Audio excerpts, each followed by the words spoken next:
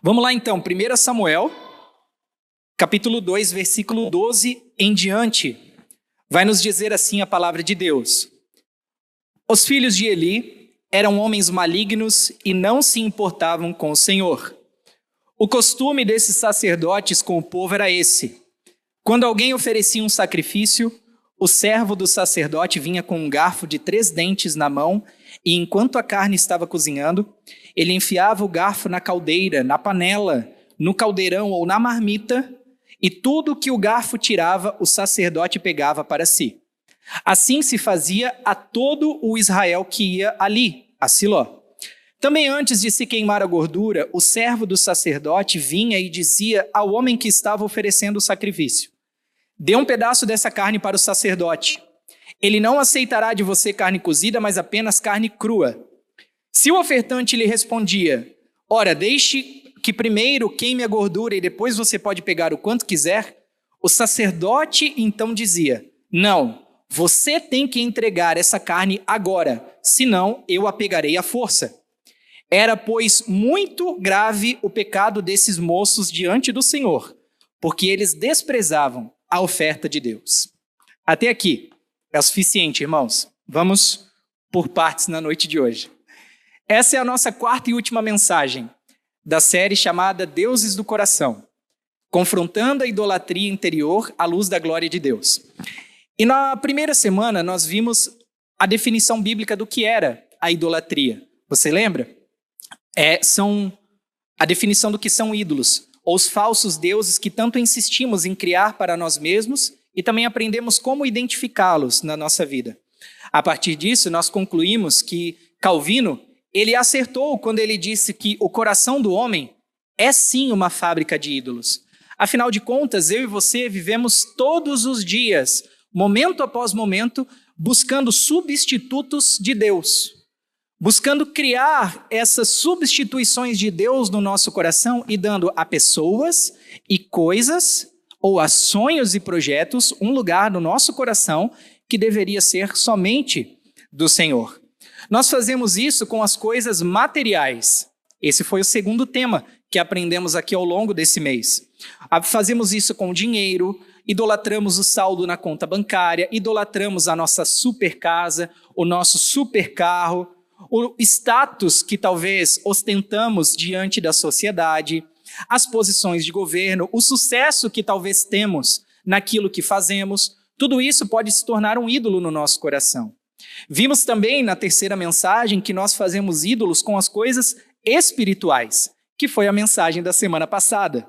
Nós idolatramos pastores, idolatramos líderes, idolatramos cantores, influenciadores da internet, o livro devocional best-seller, nós idolatramos as cadeiras de maior destaque no palco da igreja. Tudo isso também se tornam ídolos no nosso coração. Mas, irmãos, nós também fazemos ídolos em uma outra área. E essa área, eu não diria ser a área esquecida, mas eu acho que a palavra certa para ela seria dizer que é a área ignorada pela maioria de nós. Isso porque essa é uma área, irmãos, onde as pessoas não percebem que é possível criarmos esses ídolos, mas eles existem, eles estão lá. Nessa área nós também falhamos na idolatria. E eu diria até que aquelas pessoas que percebem ser possível haver uma idolatria nessa área, fazem questão de passar o assunto adiante, pular ele, por não gostar de tratar sobre ele. Isso porque falar sobre essa área da idolatria é falar sobre o seu próprio sangue. E você já consegue talvez ter uma ideia de qual é a área da idolatria que nós vamos falar hoje, que é a 4ª mensagem da nossa série. Hoje nós vamos tratar então sobre a idolatria familiar. Pais que idolatram filhos, filhos que idolatram pais, pais que idolatram parentes, enfim, todo tipo de idolatria, irmãos. E o texto que nós escolhemos aqui como a base da nossa exposição bíblica de hoje, ele nos conta um pouquinho de como era a vida, ou brevemente de como era o comportamento dos filhos de um sacerdote chamado Eli. O texto começa dizendo no versículo 12: os filhos de Eli eram malignos e não se importavam com o Senhor. O sacerdote Eli, segundo a Bíblia, ele foi um importante líder religioso da nação de Israel. Ora, ele foi o sumo sacerdote daqueles dias e também atuava como uma espécie de juiz da nação. A instituição dos reis ainda não havia sido pedida pelo povo, ainda não havia sido permitida por Deus, então a nação era governada por esses sacerdotes, e Eli era esse homem que governava naquele tempo. O seu local de serviço, aonde ele prestava o seu trabalho a Deus, era o templo de Siló, na cidade de Siló, na região de Siló, onde ficava guardada, irmãos, nada mais, nada menos do que a própria Arca da Aliança. Lá onde esse homem trabalhava. Tamanho era a importância do cargo que ele exercia. Foi Eli que abençoou Ana, quando ela estava aflita e angustiada por não poder ter filhos. Ele olhou ela naquela situação, achou que ela estava embriagada, depois de discernir o que se passava com ela, ele ora, abençoa, e a partir dali então nasce Samuel. Samuel vem a nascer depois dessa oração do sacerdote Eli. E Samuel era aquele então que se tornou o último dos juízes de Israel.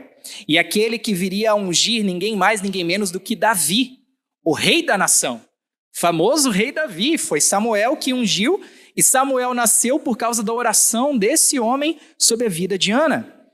Foi Eli também que mais à frente, o sacerdote Eli, que mais à frente discerniu a voz de Deus, que era Deus falando com Samuel, quando no meio da noite o Senhor tentou falar com ele 3 vezes e ele não entendeu quem o chamava. E aí Eli diz para ele assim, olha, quando essa voz te chamar de novo, você diz, fala, Senhor, porque o teu servo ouve. Você conhece a história, essa famosa frase foi dita por ele. E até aqui, irmãos, se nós olharmos para o currículo espiritual do sacerdote Eli, nós poderíamos dizer que o líder religioso mais importante da nação de Israel naquela época era para ser um homem de sucesso em todas as áreas da sua vida. Sim ou não? Sim. Olha só o tanto que esse homem representava para o povo de Deus. Mas bom, ele era quase isso, quase tudo isso, exceto se não fosse por 2 pequenos detalhes, chamados Hofni e Finéias. Que nome bonito para você botar aí nos seus filhos. Gabriel e Duda, quando tiverem seus filhos e nascer 2 meninos, Hofni e Finéias, nomes bíblicos, fica a sugestão. 1 Samuel 2,12, primeiro versículo nos diz que os filhos de Eli eram homens malignos e não se importavam com o Senhor. Um homem que exercia um cargo de sucesso espiritual, como Eli exercia, por trás, nos bastidores, ele vivia um fracasso familiar. Esse homem, perante todos, ele poderia ser um sucesso, mas dentro de casa, ele fracassou na criação dos seus filhos. E não ache que os filhos de Eli eram malignos, conforme diz a Bíblia, porque talvez eles fossem descrentes ou desviados. Não, não, irmãos, não se engane. Os filhos de Eli também eram sacerdotes, tal como seu pai era. Irmãos, sacerdotes espirituais como seu pai. Na tradução da Almeida Revista e Atualizada, nós lemos na Nova Almeida. Se nós pegássemos a Almeida Revista e Atualizada, esse mesmo versículo ele ia estar escrito assim, ó. Eram, porém, os filhos de Eli, filhos de Belial. Você sabe o que isso significa? Filhos de Belial? Adriel, vê se tem pra gente essa tradução. Ara. Se tiver, projeta na tela aqui para nós. Vê se tem aí. Tem? Ara. 1 Samuel 2:12. Coloca na tela para a gente. Vai ter essa tradução? Ó. Não, essa é o NAA. Vê se... E Ark. Ok, pode ser essa daí. O Ark também serve. Diz assim, ó. Eram, porém, os filhos de Eli, filhos de Belial, e não se importavam com o Senhor. Essa expressão, irmãos, ela é usada na Bíblia para designar aquelas pessoas consideradas indignas, pessoas maldosas, sem valor ou que se opuseram a Deus. E esses 2 moços, Hofni e Finéias, os filhos de Eli, sacerdotes como Eli também era, são descritos como sendo essas pessoas, os filhos de Belial, perversos que praticavam o mal, e que desprezavam o Senhor. E a Bíblia ela faz questão de nos relatar o porquê eles eram considerados assim. Se a gente for do versículo 13 ao 17, nós vamos ver que eles tinham uma prática totalmente abominável em relação às ofertas que o povo apresentava diante de Deus. Bota pra gente o versículo 13 na versão NAA. Vai nos dizer assim, ó: o costume desses sacerdotes com o povo era esse: quando alguém oferecia um sacrifício, o servo do sacerdote, ou seja, o servo de Hofni e Finéias, vinha com um garfo de 3 dentes e, enquanto a carne ainda estava cozinhando, ele enfiava o garfo na caldeira, na panela, no caldeirão ou na marmita, ou seja, naquilo que estava preparado ali para aquele povo comer, e tudo que o garfo tirava, o sacerdote pegava para ele. Não importasse se era a melhor ou a pior parte. Assim se fazia a todo o Israel que ia a Siló. Ou seja, ninguém poderia oferecer sacrifício, ninguém poderia prestar a sua adoração a Deus sem que antes os sacerdotes Hofni e Finéias fossem lá com seus servos e espetassem uma parte da oferta que era dedicada a Deus. Não era a eles, não era para eles, era para Deus. Versículo 15. Também, antes de se queimar a gordura, o servo do sacerdote vinha e dizia ao homem que estava oferecendo o sacrifício: dê um pedaço dessa carne para o sacerdote assar. Ele não aceitará de você carne cozida, mas apenas carne crua.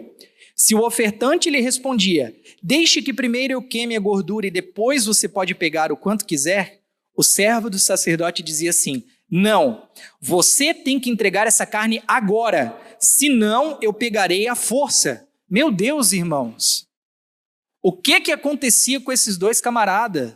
Eles saqueavam as ofertas que era de Deus, tomavam para si uma parte que não era deles, e não importava se estava assado, se estava cru, eles queriam a carne, ponto final, e se negasse: Jeff, me dá uma carne. Não, não vou dar. Eu vou pegar mesmo assim, irmão. Eu vou fazer isso à força. Então, assim, ou você dá por bem ou você dá por mal. E não somente isso, mas se a gente olhar lá no versículo 22, um pouco mais à frente, vamos ver que esses mesmos homens, Hofni e Finéias, além de fazer tudo isso, eles também se deitavam com as mulheres que serviam à porta da tenda do encontro. Meu Deus do céu! Esses caras queriam ver o circo pegar fogo e o palhaço sair queimado. Fala sério. Não tem outra explicação. Era verdadeiro show de horrores gospel da vida deles que esses homens levavam. E se a gente for olhar tudo que eles praticavam, as abominações que eles faziam, qualquer semelhança com o que a gente vê na vida de alguns líderes religiosos hoje em dia é mera coincidência. Ou não, quem sabe não. Quem sabe é a palavra se repetindo e se mostrando para nós como verdadeira. Ok, até aqui você já entendeu qual era o contexto perverso que esses dois homens viviam, Hofni e Finéias, certo? Eles eram malignos e abomináveis aos olhos de Deus. Mas, pastor, como que isso se conecta com o nosso tema de hoje, que é idolatria familiar? Irmãos, porque essa história não é apenas sobre os filhos de Eli e os seus desvaneios, mas é principalmente sobre o próprio sacerdote Eli e sobre como ele lidou com o pecado dos seus filhos. Aí é que a história começa a fazer ainda mais sentido. Vamos ver o versículo 27. Bota pra gente, Adriel. 1 Samuel 2, 27. Olha o que aconteceu com o sacerdote Eli. Um homem de Deus veio a Eli e disse: assim diz o Senhor, por acaso não me manifestei à casa de seu pai quando os israelitas ainda estavam no Egito, na casa de Faraó? Eu o escolhi dentre todas as tribos de Israel para ser o meu sacerdote, para subir ao meu altar, para queimar o incenso e para usar a estola sacerdotal diante de mim. Eu dei à casa do seu pai todas as ofertas queimadas dos filhos de Israel. Por que então tratam com desprezo os meus sacrifícios e as minhas ofertas de cereais que ordenei que se fizessem na minha morada? Agora, presta atenção no que vem agora. E você, falando com Eli, por que honra os seus filhos mais do que a mim? Para que você e eles engordem com as melhores partes de todas as ofertas do meu povo de Israel. Irmãos, espera aí. Temos que dar uma atenção especial para essa fala aqui. Porque aí a gente começa a entender qual foi o erro de Eli na criação dos seus filhos e por que o juízo de Deus recaiu não só sobre Eli, mas também sobre seus filhos e toda a sua descendência a partir disso. Você se lembra o que é idolatria? Vamos lá. Idolatria é colocar alguém ou alguma coisa acima de Deus no nosso coração, certo? Tim Keller, inclusive, ele vai nos dizer que um ídolo ou um falso Deus é algo que é mais importante para você do que o próprio Deus. Qualquer coisa que se tornou mais importante para você do que Deus é um ídolo no seu coração. Irmãos, o que a Bíblia nos diz que sacerdote Eli fez? Exatamente isso. O servo de Deus disse para ele: olha, e você, por que você honra os seus filhos mais do que a mim? Isso era um recado de Deus para a vida dele. Ele colocou os seus filhos acima do Senhor e preferiu ignorar ou não se importar com as aberrações que eles faziam com as ofertas e com o templo do Senhor, ao invés de exortá-los e corrigi-los como ele deveria ter feito, à luz dos princípios e da lei de Deus. Era isso que ele deveria ter feito, irmãos. Não, peraí, meus filhos, o que vocês estão fazendo é abominável aos olhos do Senhor. E ele deveria ter exortado, ele deveria ter corrigido, era papel dele como pai e como sumo sacerdote daqueles homens, mas ele não fez isso. Ele preferiu colocar os seus filhos acima de Deus. E isso lhe custou tudo, absolutamente tudo. Eli e os seus filhos, eles eram da linhagem de Arão. Eles eram da linhagem do irmão de Moisés, cuja descendência havia sido escolhida pelo próprio Deus para exercer essa função e essa posição de sacerdote. Por isso que Deus falou ali através do seu servo, diz: olha, eu o escolhi entre todas as tribos para me servir. Não é qualquer um que podia ser sacerdote. Para ser sacerdote tinha que ser descendente de Arão, irmão de Moisés, e somente essa linhagem poderia servir diante de Deus. Então você vê que aquilo que aqueles homens, Eli e os seus filhos faziam, não era brincadeira, porque não era para qualquer um. E não podia ser feito de qualquer forma. Ou pior, tratado com tanta perversidade como eles trataram. Ou ainda, tratado com a negligência que Eli tratou. Irmãos, eles tinham uma responsabilidade espiritual a ser cumpridas. E um dia o Senhor pediu contas disso. E quando as contas foram apresentadas e rejeitadas, o juízo de Deus recaiu sobre eles. Não só sobre Eli, pela sua negligência, mas sobre seus filhos e sobre a sua descendência. E tudo isso por causa de uma decisão errada. Qual foi a decisão errada? Colocar os seus filhos acima de Deus. Eli idolatrou os seus filhos, ao invés de se permanecer fiel aos princípios de Deus. 1 Samuel 2, versículo 30. Acho que o Adriel não está ali, né? Diz assim: portanto, o Senhor, o Deus de Israel, diz: na verdade, eu prometi que a sua casa e a casa do seu pai andariam diante de mim para sempre. Mas agora, o Senhor diz: longe de mim tal coisa, porque eu honrarei aqueles que me honram, mas desprezarei os que me desprezam. Eis que vêm dias em que acabarei com o seu poder e com o poder da casa do seu pai, para que ninguém em sua casa chegue a ficar velho. Olha o que Deus está decretando sobre a descendência de Eli. Ninguém da sua casa vai chegar na velhice, vocês vão todos morrer mais cedo. Versículo 32. E você verá a aflição da morada de Deus, juntamente com o bem que eu farei a Israel. Mas ninguém da sua casa vai chegar à velhice. O homem, porém, da sua linhagem, a quem eu não afastar do meu altar, ele vai ser poupado apenas para lhe consumir os olhos e lhe entristecer a alma. Ou seja, ele vai poder apenas ver todos os benefícios que eu vou fazer com Israel, mas não vai mais poder usufruir da promessa que eu havia feito anteriormente para a casa do seu pai. Ou seja, da linhagem de Arão. E o que vier, e todos os descendentes da sua casa morrerão na flor da idade. Versículo 34. e o que vier a acontecer com seus 2 filhos, Hófni e Finéias, será um sinal para você. Ambos morrerão no mesmo dia. Essa foi a sentença de Deus para Eli, para sua casa e para sua descendência, por causa de uma decisão, colocar os seus filhos acima do próprio Deus. Em certo momento, ele teve a chance, ele teve a oportunidade de corrigir seus filhos, mas não o fez. E por não ter feito, negligenciado o seu papel, o juízo de Deus recaiu sobre todos da sua descendência.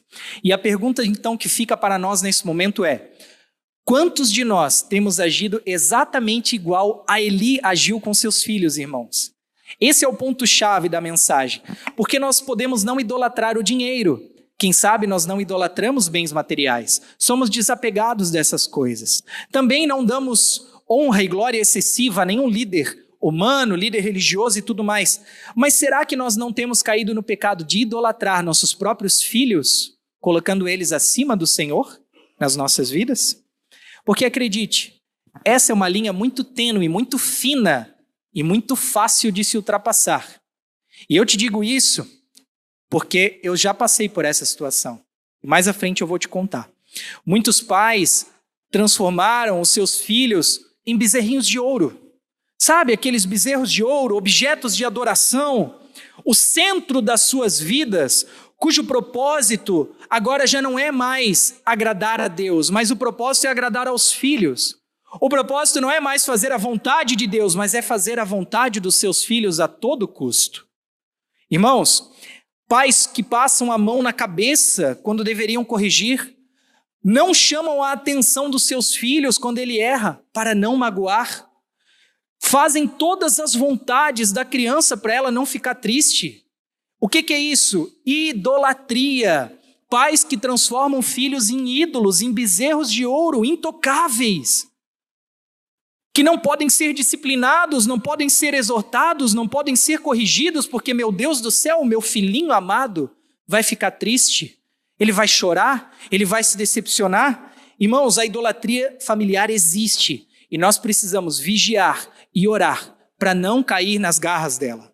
E nesse sentido, nós podemos dizer que os 2 principais sinais de que os nossos filhos viraram ídolos no nosso coração são: primeiro, pode projetar o tópico 1 para nós. Nós não aceitamos que os nossos filhos estão errados. Esse é um grande sinal de que nossos filhos se tornaram ídolos no nosso coração. Alguns se ofendem com a mera possibilidade de saber que seus filhos aprontaram na escola, com a mera possibilidade de saber que seu filho talvez aprontou na igreja ou aprontou em qualquer outro lugar que ele frequente. Sabe, se acontecer qualquer situação aonde esse pai e essa mãe forem chamados para conversar, eles já chegam com o discurso pronto, convictos. Com certeza, o erro não foi do meu filho. Com certeza, a culpada foi a outra criança com quem ele se desentendeu. Porque eu conheço o meu filho. Eu sei quem eu trouxe ao mundo. Não é assim que nós muitas vezes falamos? É claro, irmãos. Mas tem certeza que nossos filhos não fariam mesmo o que estão dizendo que ele fez? Porque a gente é muito bom de supor as coisas. Mas, irmãos, os nossos filhos não são tão perfeitos e tão inocentes quanto a gente acha que eles são. Não se engane. Nossos filhos também carregam dentro deles a descendência de Adão e Eva. O pecado já mora no coração deles. Você gostando ou não, você querendo ou não. Pensa comigo, você ensinou seu filho a mentir? Espero que não. Mas ele mente para você, não mente? Por quê? Você precisou ensinar? Não. Porque já está nele. Já está nele, já está dentro dele. Em alguns casos, ainda mais drástico, pais idolatram tanto o seu filho que, mesmo sendo comprovado para eles que o seu filho errou, olha, o seu filho realmente bateu nessa criança, tem a filmagem aqui, homem de Deus. Ainda assim, mostrando por A mais B, esse pai se ofende com a verdade. Ele diz, não é bem assim, aquela criança também deve ter provocado. Ele teve culpa nessa confusão. E aí ele sai brabo com a pessoa que tinha razão. Mas o filho dele nunca está errado. O filho dele nunca perde a razão. Porque tadinho do meu filho. Eu sei quem eu trouxe ao mundo. Aí, o que acontece? Os pais trocam a criança de escola, os pais trocam a criança de igreja, porque afinal o seu filho está sempre certo. Então, meu irmão e minha irmã, o dia que você for chamado para conversar sobre as atitudes do seu filho, você que é pai, você que é mãe, e esse dia vai chegar, acredite, vai chegar, chega para todos nós. Quando esse dia chegar, não vá com tanta convicção assim de que seu filho é inocente. Tenha pelo menos a humildade de reconhecer que ele pode estar errado sim, que ele pode ser o culpado sim, que ele não é tão inocente e tão ingênuo quanto você acha que ele é. Porque o seu filho também carrega a herança de Adão e Eva. Então, ele não é o Senhor ou a Senhora perfeição que você imagina que ele seja. Amar e proteger nossos filhos, irmãos, é bíblico e é saudável. Mas encobrir os seus erros, assim como Eli fez com seus filhos, não é saudável e não é bíblico. Entenda que isso tudo não é só para tratar, talvez, a sua idolatria, mas também para o bem do seu filho. Seu filho precisa saber que ele está errado. Seu filho precisa saber que ele não é o dono do mundo, que ele não tem o rei na barriga. Seu filho precisa entender que ele também erra, que ele também falha, e que ele não é perfeito como talvez você pintou que ele fosse uma vida inteira. Amém? E o segundo sinal que pode nos indicar que os nossos filhos se tornaram ídolos no nosso coração é que, 2, queremos superproteger os nossos filhos. Queridos, o instinto de proteção é natural do ser humano, ainda mais do homem, nós que somos pais. É natural, se alguém mexe com o Arthur, o meu primeiro instinto é avançar na pessoa. É natural a gente querer proteger, né? Mas tem pais que extrapolam isso de tal maneira e de tal forma que, se pudessem, colocavam seus filhos dentro de um potinho e fechavam a tampa. Ou colocavam seus filhos dentro de uma bolha para que eles nem respirassem mais o mesmo ar que as outras crianças respiram. Não é assim? Você que trabalha com criança, talvez na escola, né? Temos algumas professoras aqui entre nós. Tem pais que tratam seus filhos assim, que fazem isso. Então, quando os filhos se tornam ídolos para nós nos tornamos superprotetores, tentando blindá-los de todas as decepções e dores que a vida pode lhes causar. Irmãos, proteção é normal, faz parte você querer proteger seu filho, mas não torne isso uma idolatria a ponto de você blindar o seu filho de todas as formas e tentar torná-lo imune à dor, imune às decepções que a vida pode gerar nele. E eu sei do que eu estou falando porque eu já fiz isso com o Arthur. É claro que já. Qual é o pai que nunca errou nessa área? E não foi só você que fez, eu também fiz. Então a gente vai cercando eles com todos os nossos super métodos, não é? As nossas super estratégias anti-sofrimento, para que eles não precisem se decepcionar com nada nessa vida. Para que eles entendam que a vida é boa, bela, que é perfeita, agradável, um mar de rosas. É isso que nós tentamos implantar na mente e no coração deles. Mas isso, irmãos, não é saudável para eles. E não é bíblico. Sabe, os nossos filhos, eles precisam passar por algumas experiências difíceis. Eles precisam passar por algumas decepções, geradas pelas suas próprias escolhas, pelas suas próprias atitudes. Porque eles precisam amadurecer nesse processo. Pais que superprotegem seus filhos, idolatrando eles e tentando cercá-los por todos os lados, não estão fazendo bem como acham que estão. Na verdade, estão mais prejudicando essa criança do que qualquer outra coisa, porque os filhos precisam aprender que a vida não é fácil. Os filhos precisam aprender que a decepção faz parte, que a dor faz parte, o sofrimento faz parte. Você quer que ele descubra isso quando ele já for adulto? Estiver morando sozinho e se deparar com uma coisa e dizer, meu Deus do céu, mas eu nunca passei por uma situação dessa. Meu pai e minha mãe nunca me disseram que ia ser assim. Ou você prefere já instruí-lo desde criança de que, filho, as dores fazem parte. Você vai vir a se decepcionar. É assim que Deus faz com a gente, não é? Deus permite que a gente passe por dores, Deus permite que a gente passe por tristezas, por decepções. E por que nós temos que isentar os nossos filhos de passar por isso? O que torna nossos filhos melhores do que nós? Só se nós os tornamos bezerros de ouro no nosso coração, ídolos no nosso coração, a ponto de não querermos que eles sofram com nada nessa vida. Então, pais superprotetores são aqueles que, em nome do amor e do cuidado, exercem um controle excessivo sobre a vida dos seus filhos, antecipando e resolvendo problemas antes que eles próprios possam lidar com eles. Todo pai que antecipa problema da vida do filho, não, eu já vou resolver isso para você, filho, porque eu já sei como vai acontecer. Esse pai está impedindo o seu filho de amadurecer. E sabe qual é a consequência negativa disso? Não sou eu que vou te dizer, a própria psicologia te diz. Pode projetar para a gente as consequências, Adriel. É que os nossos filhos vão sofrer com insegurança, baixa autoestima, falta de autonomia e dificuldade de lidar com as emoções e os desafios da vida. Por quê? Porque nós, como pais, nunca demos para eles a oportunidade de aprender e de amadurecer. Sabe, estávamos sempre ali para resolver tudo por eles, em nome deles. E blindá-los, e cercá-los, e superprotegê-los, e colocá-los no nosso potinho de ouro. Mas nós não podemos fazer isso, irmãos. Não podemos, pelo bem deles, pelo amadurecimento deles. E para que a idolatria não cresça no nosso coração. Então, não podemos transformar nossos filhos nesses seres intocáveis. E a nossa última aplicação dessa noite é que, como se não bastasse, pais que idolatram seus filhos, alguns de nós, em casos ainda mais extremos, chegamos a anular nossa própria vida em função deles.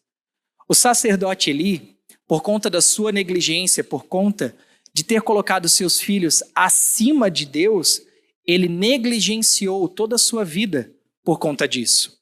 Então, quantos problemas de casamento existem? Porque a esposa ama mais os seus filhos do que o seu marido. Quantos problemas de casamento existem? Porque maridos se preocupam mais em comprar tudo aquilo que seus filhos querem e negligenciam as expectativas mais básicas da sua esposa. Isso existe, irmãos. Mães que amam demais os seus filhos, pais que superprotegem os seus filhos. Isso tudo é o quê? Idolatria, e vai gerando outros problemas familiares por trás. Você que é esposa e você que é esposo, não há ninguém mais importante na sua vida, pessoa carnal, do que o seu cônjuge.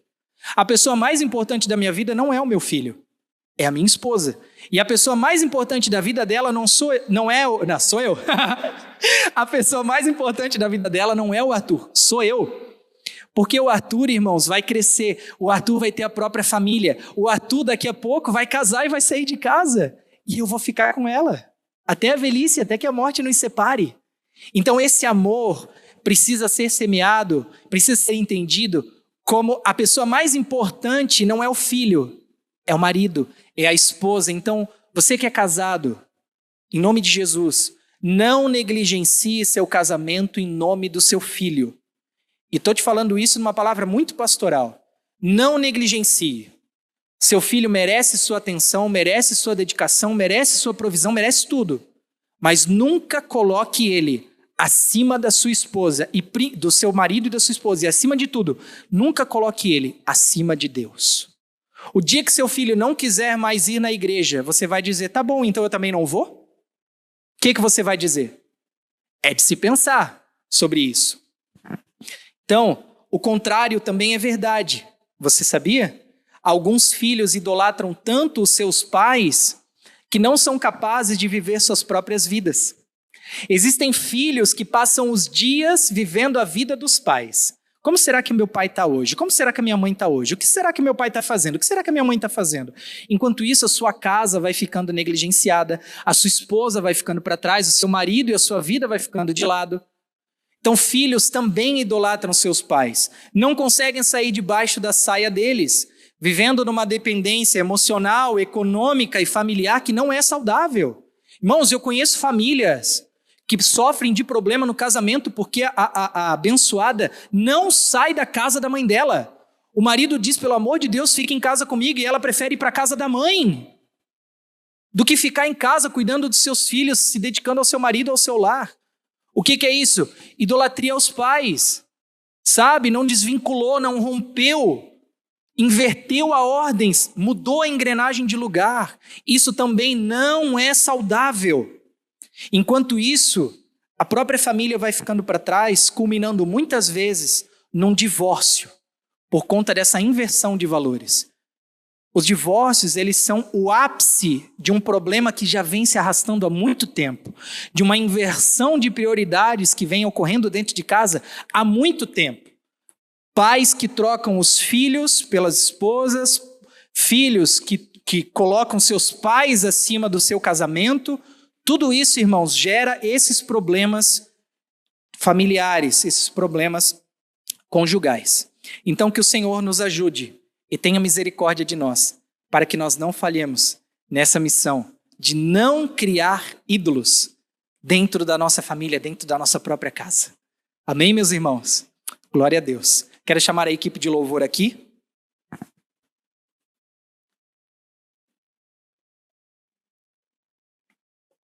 Para nós concluirmos esse sermão e, consequentemente, essa série de mensagens, eu gostaria de lembrar com você qual é o remédio para nós combatermos essa idolatria. E é algo que nós já falamos lá na primeira mensagem, lá atrás.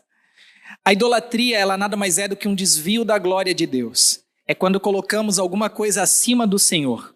Então, ela só pode ser vencida quando o nosso coração é reorientado para essa devoção completa e total a Deus por meio de uma ação direta do Espírito Santo. Se o Espírito Santo não nos ajudar, irmãos, nós não vamos conseguir. E digo mais, nós não vamos nem querer que isso se resolva. Se não for o Senhor nos convencendo através do seu Espírito, todos nós estamos perdidos. Então o que nós precisamos fazer é orar. Orar, orar e orar.